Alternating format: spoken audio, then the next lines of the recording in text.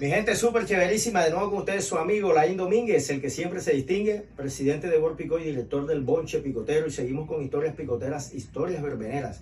Seguimos con la música, esos discos que marcaron una pauta en el mundo picotero, en el mundo verbenero, impulsados por esos grandes picoteros de los años 70 que tuvieron un papel importante en el mundo picotero, ya que ellos se atrevieron a sonar discos que de pronto otras personas no sonaban por temor, pero estos personajes jugaron un papel muy importante e impulsaron muchos discos que quedaron para toda la vida. Sigamos escuchando, no poseo derecho de autor, simplemente gusto por la música y lo hago como fuente informativa.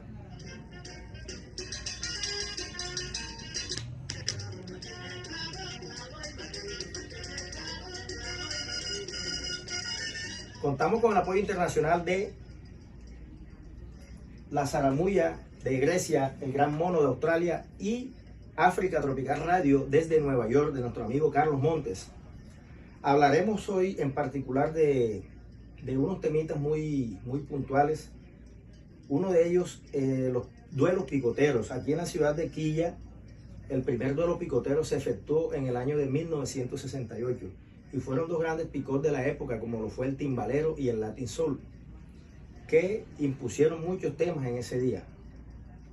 Hoy hablaremos también del segundo evento, o diríamos así, el primer evento más importante del mundo picotero, ya que se llevó a cabo un mano a mano con 5 o 6 picots, los mejores de esa época, en un sitio muy especial como lo fue el Club La Piragua, que queda exactamente en la carrera 43 entre 58 y 59, donde hoy queda el famoso Mercadito de Boston.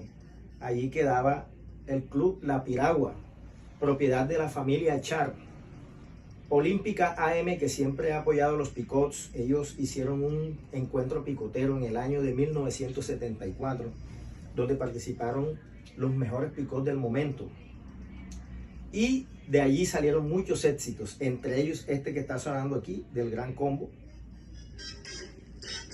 Martillo y Clavo.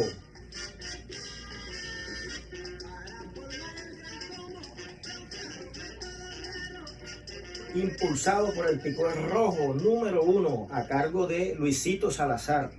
Y fue toda una locura, aunque ya ellos venían promoviendo el Mamey y otros discos más. Pero este disco fue uno de los que causó sensación el día de ese tremendo duelo.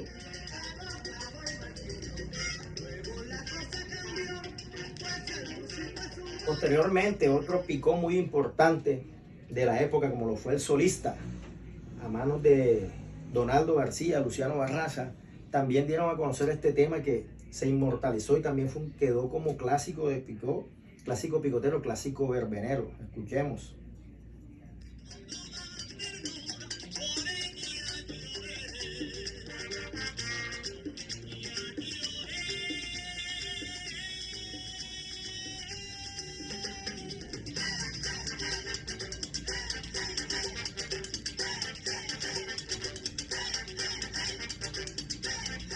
La importancia de estos picoteros, de imponer sonoridades distintas a lo que se escuchaba habitualmente en una verbena y imponer estos éxitos y que la gente los aceptara, los bailaran y que quedaran como éxitos picoteros, éxitos de verbena. Este tema fue impulsado por el Solista a cargo del señor Donaldo García, un gran conocedor de la música, y él se lo estrenó ese día y eso fue una sensación.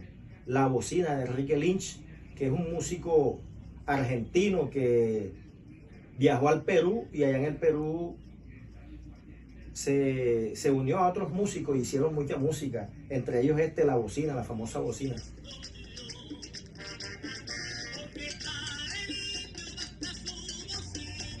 Otro importante picó que participó en ese momento fue el coreano de Concesión Hernández, donde quiero hablar particularmente de este tema que tiene una historia muy bonita. Escuchémoslo.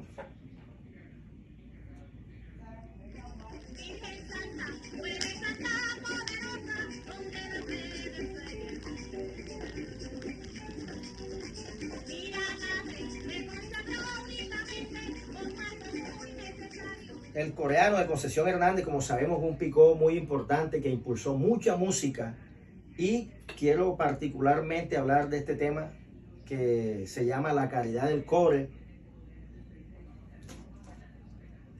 donde fue un tremendo éxito picotero, tremendo éxito de verbena, aunque ya anteriormente había sonado la versión de Celina Rutilio, que también se hizo muy popular, pero este fue el disco que marcó la historia en el mundo del picó, ya que el coreano se lo estrena ese mismo día en ese duelo en la piragua.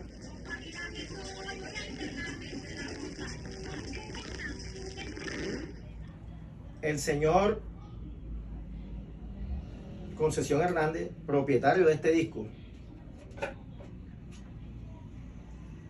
aquí dice el solista, porque es que voy a contar la historia, siendo este disco del coreano, porque dice aquí el solista. Resulta que el señor Armando Ginete, propietario del solista, le gustó mucho este disco, y él le pide al señor Concesión hacer un cambio. De pronto esto fue un cambio como áspero, por decirlo así, pero es que cuando hay gusto musical, cuando no hay apego a las cosas, cualquier cambio que se haga es aceptable. El solista tenía también una copia o dos copias del famoso Fallé Fallé, o el Meso Maní Mambote, o el Mambote número 3, como también lo llamaron. Y el coreano quería tener el Fallé Fallé, y el señor Armando quería tener La Caridad del Cobre. Y en común acuerdo, el señor Concesión Hernández y el señor Armando Ginete, que en paz descanse ambos, hicieron este intercambio. Cambiaron el Fallé Fallé por La Caridad del Cobre. Y ese fue el boom en esa época. Ese cambio áspero, por así llamarlo, un tema exclusivo que tenía que tenía el coreano, como es La Caridad del Cobre, cambiarlo por un disco que ya lo sonaba el Pijuán. Pero era el gusto del señor Armando, que quería tener el Fallé Fallé, y era el gusto, el gusto del señor Concesión Hernández, que quería tener Fallé Fallé en sus manos, y el señor Armando quería tener La Caridad del Cobre. Entonces este fue el intercambio que se hizo en esa época, en los años 70. Y es así como el solista queda sonando La Caridad del Cobre. Ya tiempo después vinieron otras copias, que en ese entonces todo el mundo hablaba que era de Gina Martin, la cubana, pero no, resulta que no. Con el tiempo descubrimos que era el conjunto de Rafael Caraballo en la voz de la India, llamada Aurea Luz Boiré, de Puerto Rico. Pero todo el tiempo se vivió esa confusión, que el Gina Martin, que el disco es cubano, y resulta que no, el disco es boricua, el disco fue grabado en Puerto Rico, aunque la letra sea cubana, claro está. Historias picoteras y verbeneras con el bonche picotero.